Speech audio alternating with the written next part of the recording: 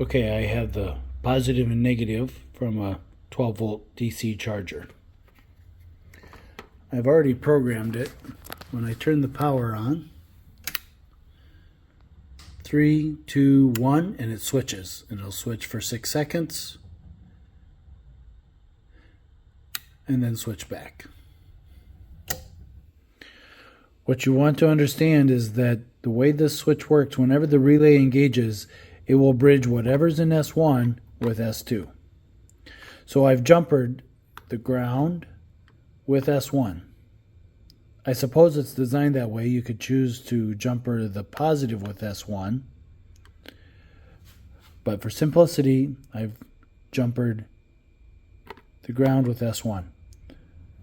This is the other end of my test light that will take the power, and this should complete the circuit when the relay engages. We'll turn the power on.